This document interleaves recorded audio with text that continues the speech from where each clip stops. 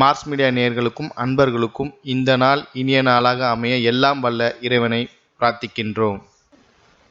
இந்த சேனல் உங்களுக்கு பிடிச்சிருந்தா மறக்காம சப்ஸ்கிரைப் பண்ணுங்க, ஷேர் பண்ணுங்க, லைக் பண்ணுங்க, கமெண்ட் பண்ணுங்க. எனதருமை மேஷராசி நேர்களே, இந்த அருமையான பதிவில் நம்ம என்ன பார்க்க போறோம் அப்படின்னா 2025ஆம் ஆண்டு ஏப்ரல் மாத ராசி பலன். ஏப்ரல் மாசத்துல எப்படிப்பட்ட நற்பலன்கள் நடக்க போறது, எப்படிப்பட்ட பிரச்சனைகள் தீரப்போறது, நல்ல முன்னேற்றம் வருமா, பரிகாரமா என்ன பண்ணினா ரொம்ப விசேஷம், என்ன ஸ்லோகம் சொன்னா ரொம்ப விசேஷம் அப்படிங்கிறத பத்தில நம்ம இப்ப தெளிவா பார்க்க போறோம். ஃபர்ஸ்ட் ஆஃப் ஆல், உங்களோட ராசிநாதன் செவ்வாய் பகவான் எப்பவுமே முக்கால்வாசி இந்த ராசிநாதன் எங்கெங்கெல்லாம் அவங்க இருக்காங்களோ அந்த சஞ்சாரத்தை வச்சு நமக்கு ஒரு சந்தோஷம் கிடைக்கும். எப்பவுமே பாருங்க, நம்ம வீடு அப்படின்னு சொல்லுவோம் பார்த்தீங்களா, நீங்க பிறந்த ஊர் எது அப்படிம்பாங்க, நீங்க பிறந்த நாடு எது அப்படிம்பாங்க. அப்ப நம்மளோட இடம் அப்படின்னு வரும்போது நமக்கு ஒரு சந்தோஷம். அது மாதிரி இந்த செவ்வாய் பகவான் அப்படிங்கும்போதே உங்களுக்கு ஒரு உத்வேகத்தை கொடுக்கக்கூடியவர். அப்ப இந்த மேஷராசி அன்பர்கள் எப்பவுமே பாத்தீங்கன்னா உணர்ச்சி வசப்பட்டு தான் இருப்பீங்க. எப்படின்னா பரபரப்பா இருப்பீங்க, சுறுசுறுப்பா இருப்பீங்க. உடம்பே முடியல அப்படின்னாலும் ஏகப்பட்ட குழப்பம், ஏகப்பட்ட டென்ஷன் அப்படின்னா கூட சுறுசுறுப்பா இருப்பீங்க. இந்த டென்ஷன், ப்ரெஷர் எது இருந்தாலும் பரவாயில்ல, ஆனாலும் உங்களோட முன்னேற்றம் ஒன்றே குறிக்கோள் அப்படின்னு நினைக்கக்கூடிய இந்த மேஷராசி அன்பர்களுக்கு செவ்வாய் பகவான் 3ஆம் இடமாகிய சகாயஸ்தானத்தில் இருக்கிறது ரொம்ப விசேஷம். 3ஆம் இடம் அப்படிங்கிறது ரொம்ப விசேஷம். 3, 6, 10, 11 ஆகிய உபஜயஸ்தானங்களில் இந்த செவ்வாய் பகவான் இருந்தாலே ரொம்ப விசேஷம். உடன்பிறப்புகள் அனுகூலமாக இருப்பார்கள். நீங்கள் எடுக்கும் முயற்சிகள் சாதகமாக நிறைவேறும். கல்வி பயிலும் மாணவ மாணவிகளுக்கு கல்வியில் முன்னேற்றம் அதிகரிக்கும். சீருடை பணியாளர்களாகிய காவல், இராணுவம், தீயணைப்புத்துறை, மருத்துவத்துறையில் வேலை பார்க்கும் அன்பர்களுக்கு எதிர்பார்க்கும் இடமாற்றம், பதவி மாற்றம், பதவி உயர்வு, சம்பள உயர்வு மிக மிக மிக அருமையாக வந்து சேரும். 7/4/2025 முதல் இந்த செவ்வாய் பகவான் எங்க வராருன்னு பார்த்தீங்கன்னா 4ஆம் இடமாகிய கேந்திரஸ்தானத்தில் வந்து சுகஸ்தானம் அற்புதமா நீச்சம் அடைகிறார். ஏன்னா கடக ராசியில் அவர் நீச்சம். சரியா? அப்ப இந்த இடத்துல நீச்சம் அப்படிங்கும்போது என்னன்னா பலம் இழந்து அப்படின்னு அர்த்தம். அதாவது எவ்வளவுதான் பலசாலியா இருந்தாலும் அம்மா கிட்ட வந்தா அம்மா கொடுக்குற அந்த சாதம் அது ரொம்ப விசேஷமா இருக்கும். அந்த உணவு ஊட்டி விடும்போது குழந்தையாவே மாறிடுவார். எவ்வளோ பெரிய ஐஏஎஸ், ஐபிஎஸ், பெரிய பெரிய ஏன் முதலமைச்சர் யாராவனாலும் இருக்கட்டும், என்ன பிரைம் மினிஸ்டர் யாராவனாலும் இருக்கட்டும், ஆனால் அம்மா கிட்ட வரும்போது அப்படியே அந்த பாசம் வந்து அப்படியே கவர் பண்ணிடும். அப்போ எவ்வளோ பெரிய தைரியசாலியாக இருந்தாலும், எவ்வளோ பெரிய ஆளாக இருந்தாலும் அம்மா கிட்ட வந்தோன்னே ஆட்டோமேட்டிக்காக சரண்டர். அதனால தான் நீச்சம்னு அர்த்தம், பலம் இல்லைன்னு அர்த்தம். ஏன்னா அம்மா கிட்ட பலத்தை காமிக்க முடியுமா சொல்லுங்க? அம்மா அன்பாலேயே அடிச்சுடுவா. சரியா? அந்த வகையில 4ஆம் இடத்துல நீச்சமடையக்கூடிய செவ்வாய் பகவான் சில அற்புதமான வேலைகளையும் செய்வார், இல்லைன்னா சொல்ல முடியாது. ஏன்னா சுகஸ்தானம் அப்படிங்கிறதுனால ஓரளவுக்கு உங்களுக்கு கிடைக்க வேண்டியது சில கிடைக்கும். பொன்பொருள், ஆடை, ஆவரண சேர்க்கை, வீடு, மனை, வாகனம், இதெல்லாம் நிலம் வாங்கணும்னு நினைச்சிருந்தேன்னா அந்த நிலம் வாங்கக்கூடிய ஒரு வாய்ப்புகள் இதெல்லாம் கிடைக்கும். ஒன்றும் பிரச்சனை இல்லை, ஓரளவுக்கு உங்களுக்கு இருக்கும். என்ன ஒரே ஒரு விஷயம்னா உணவு கட்டுப்பாடு எடுத்துக்கணும். அதே மாதிரி உறவினர்கள் உங்களுக்கு ஓரளவுக்கு ஆதரவாக இருப்பார்கள். அதே சமயம் உடல் ஆரோக்கியத்தில் கண்டிப்பாய் நீங்கள் கேர் எடுத்துக்கணும். ஏன்னா வேலை பளு கொஞ்சம் அதிகமாக இருக்கும். உத்தியோகத்துலையும் சரி, தொழில் வியாபாரத்துலையும் சரி பரபரப்பாக இருக்கிற மாதிரி இருக்கும். அப்போ நேரங்காலம் தெரியாமல் நம்ம வேலை செய்வோங்கும்போது சாப்பாடு விஷயத்தில் கொஞ்சம் விட்டுருவோம். அதுக்காக தான் இந்த தாயார் ஸ்தானத்தில் இந்த செவ்வாய் பகவான் நீச்சம் அடைகிறார். ஏன்னா நம்ம கவனமாக இருக்கணும்.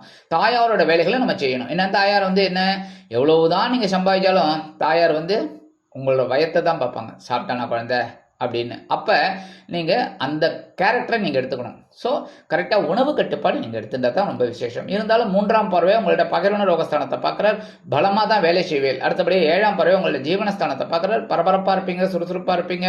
8ஆம் பார்வையாக உங்களது லாபஸ்தானத்தை பார்க்குற, கண்டிப்பாக லாபங்கள் வரும். செவ்வாய் பகவான் பார்த்தா அசுப பார்வை அப்படின்னு சொன்னாலும் லாபஸ்தானம், நீங்கள் எந்த அளவுக்கு உழைக்கிறீங்களோ அந்த அளவுக்கு கண்டிப்பாக உழைப்புக்கு பலன் கண்டிப்பாக கிடைக்கும். சரியா? அடுத்தபடியாக தன வாக்கு குடும்பஸ்தானத்தில் குரு பகவான் 9, 12 கிடையாது அதிபதி குரு.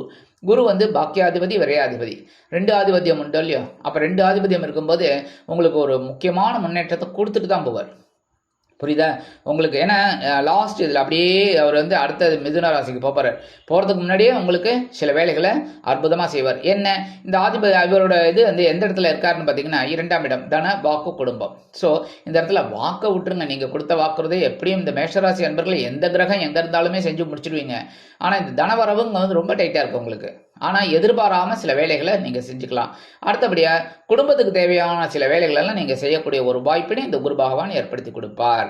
சில சமயம் எதிர்பாராத விரயங்கள் உங்களுக்கு வரும். சுப விரயங்கள், குழந்தையோட கல்வி இதுக்காக, குழந்தைகளோட முன்னேற்றத்திற்காக, குழந்தைகளோட உத்தியோகத்துக்காக, குழந்தைகளோட கல்யாண செலவுக்காக, இல்லை குழந்தைகளோட படிப்பு செலவு, வெளியூர் வெளிநாடு போகக்கூடிய செலவுகள், இதெல்லாம் இல்லை தந்தையாரோட உடல் ஆரோக்கியத்தில் செலவு, இந்த மாதிரிலாம் வரத்துக்கு வாய்ப்புகள் இருக்குங்க. இந்த மாதிரி செலவுகள்லாம் வரத்துக்கு வாய்ப்புகள் இருக்குங்க. இருந்தாலும் குரு பகவானோட பார்வைன்னு பார்த்தீங்கன்னா உங்களோட பகிர்வன ரோகஸ்தானமாக 6ஆம் இடத்துல விழுது ரொம்ப விசேஷம்.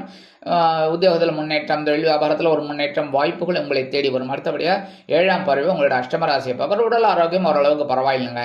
கொஞ்சம் குழப்பங்கள் இருந்தாலும் தலையில் தான் குழப்பம் இருக்குது, உடம்புல குழப்பம் இல்லை. நல்லா இருக்கேன் சரியா? அதையே மெயின்டைன் பண்ணுங்க. அடுத்தபடியாக 9ஆம் பார்வை உங்களோட ஜீவனஸ்தானத்தில் பார்க்குற. ஜீவனத்துக்கு விருத்தி எப்போவுமே இருக்கும், ஒன்றும் பிரச்சனை கிடையாது. அடுத்தபடியாக 6ஆம் இடத்துல கேது பகவான், பகிர்வன ரோகஸ்தானம் என்று அழைக்கப்படக்கூடிய 6ஆம் இடத்தில் கேது பகவான் சவாலே சமாளி அப்படின்னு போயிட்டு இருக்கீங்க.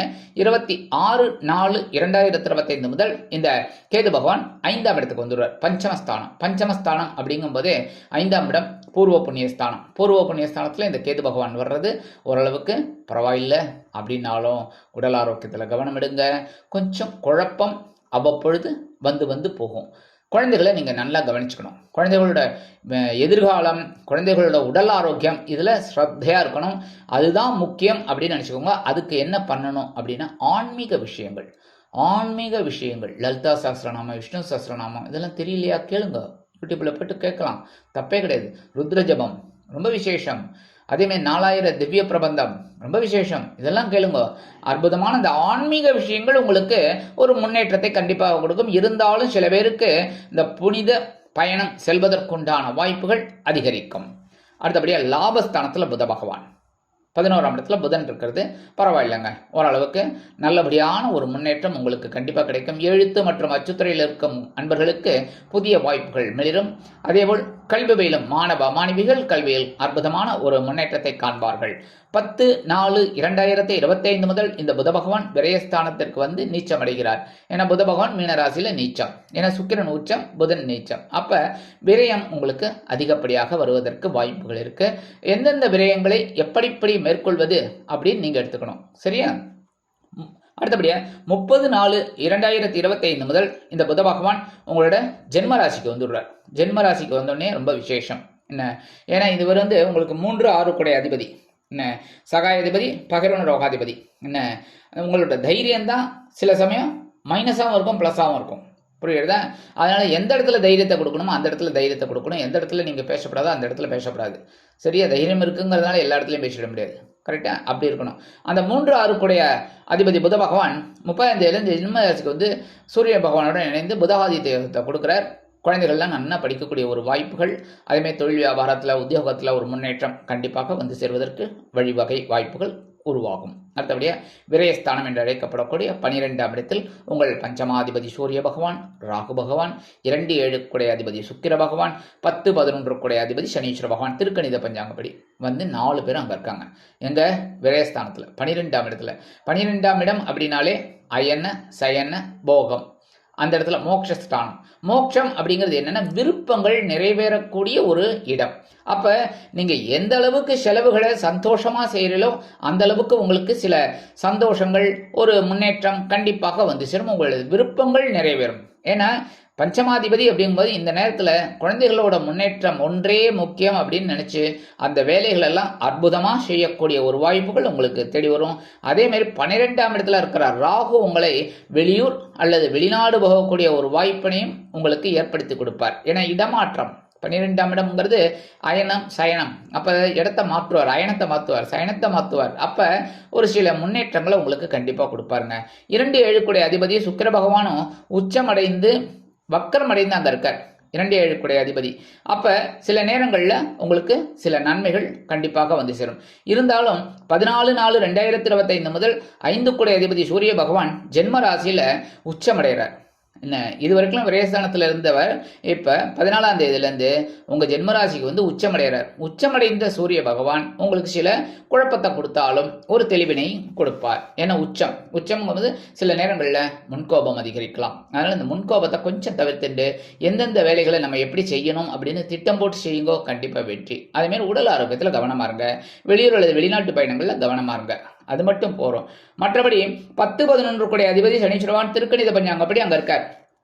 ஸோ உங்களுக்கு ஜீவனாதிபதி லாபாதிபதி அவர் விரயஸ்தானத்தில் இருக்கார். 7 ஆரம்பிச்சிருது, கவலைப்பட வேணாம். இடமாற்றத்தை கொடுப்பார், ஒரு முன்னேற்றத்தை கொடுப்பார். சில பேருக்கு வீடு மனை வாகனத்தை வாங்குறதுக்கு கொடுப்பார். அவர் இப்போதான் வந்திருக்கார். ஸோ 29 மார்ச்சில் தானே வந்திருக்கார் திருக்கணித பஞ்சாங்கப்படி. உடனே வேலையில் ஆரம்பிச்சிடுவாரா? எல்லாரும் வந்து உட்காந்துட்டு சின்ன சின்ன வேலைகள் எல்லாம் பண்ணிட்டு தானே பண்ணுவார். அதுமாரி கொஞ்சம் கொஞ்சமாக உங்களுக்கு நிறைய நல்லது பண்ண போகிறார். கொஞ்சம் பொறுமையாக இருக்கும். சரியா? அடுத்தபடியா 17-4-2025 முதல் 2-7 கூடிய அதிபதி சுக்கிரபகவான் வக்ர நிவர்த்தி அடைகிறது ரொம்ப விசேஷம். ஏன்னா ஏற்கனவே உச்சமடைந்து அங்கே இருக்கார். இப்போ வக்ர நிவர்த்தி வேற. நிவர்த்தி ஆண்மனே சாதாரணமாக வக்ரகதியில் இருக்கிற கிரகங்கள் நிவர்த்தி ஆகும்போது முழு பலம் பெறுவார்கள். சரியா? அப்ப வக்ர நிவர்த்தி அடைந்து உச்சமடைந்த சுக்கிர பகவான் முழு பலத்தை உங்களுக்கு காமிக்க போறார். அப்ப என்ன விரயங்கள் சுப விரயங்களாக உங்களுக்கு வரும். எதிர்பாராத சில கல்யாணம் அந்த மாதிரிலாம் நடக்கிறதுக்கு, அதாவது எப்படின்னா குழந்தைகளுக்கு கல்யாணத்துக்காக பார்த்துட்டே இருப்பேன், டக்குன்னு முடியும், அது சுப விரயம்.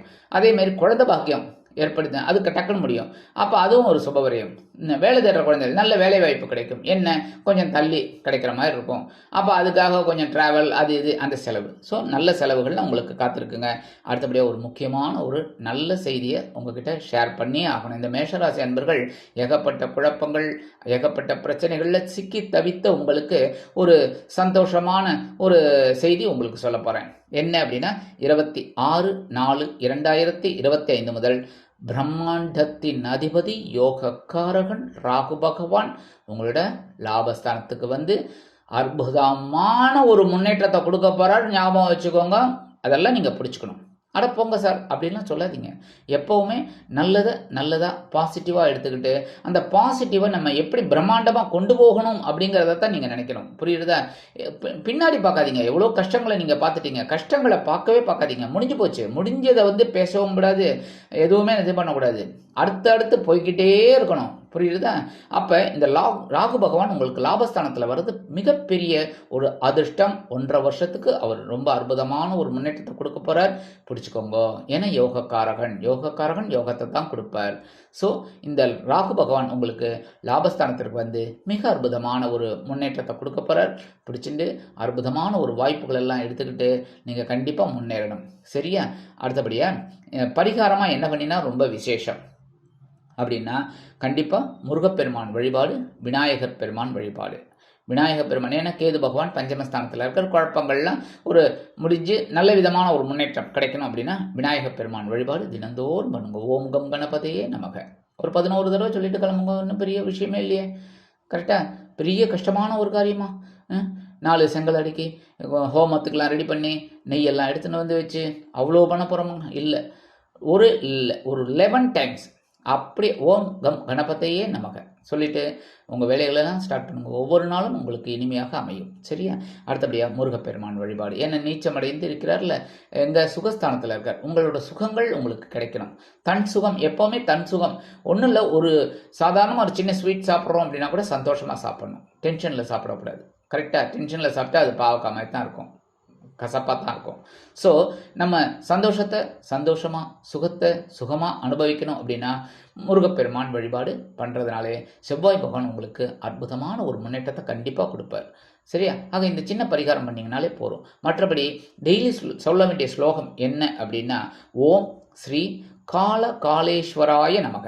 ஓம் ஸ்ரீ கால காலேஸ்வராய நமக 11 டைம்ஸ், 27 டைம்ஸ், 54 டைம்ஸ், 108 டைம்ஸ்.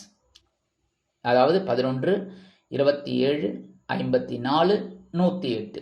இது உங்களுக்கு எது சௌகரியம், சௌகரியம் எது முடியறதோ நீங்கள் சொல்லிவிட்டு இந்த பிரார்த்தனையை உங்களோட கோரிக்கைகள் எல்லாம் சுவாமிகிட்ட சொல்லிட்டு நீங்கள் வேலைகளெல்லாம் பண்ணுங்க. அற்புதமான மாதமாக கண்டிப்பாக அமையும். ஆக இந்த சிறு பரிகாரங்களை நீங்கள் செய்வதன் மூலம் 2025ஆம் ஆண்டு ஏப்ரல் மாதம் அற்புதமான ஏற்றம் தரும், மாற்றம் தரும், முன்னேற்றத்தை அள்ளித்தரும் மாதமாக அமையும் என்று கூறி விடைபெறுகிறேன். நன்றி, வணக்கம். மீண்டும் ஒரு அருமையான பதிவில் நான் உங்களை மனமகிழ்ச்சியோடு சந்திக்கிறேன். வாழ்த்துக்கள். வாழ்க வளமுடன். இந்த சேனல் உங்களுக்கு பிடிச்சிருந்தா மறக்காம சப்ஸ்கிரைப் பண்ணுங்க, லைக் பண்ணுங்க, ஷேர் பண்ணுங்க.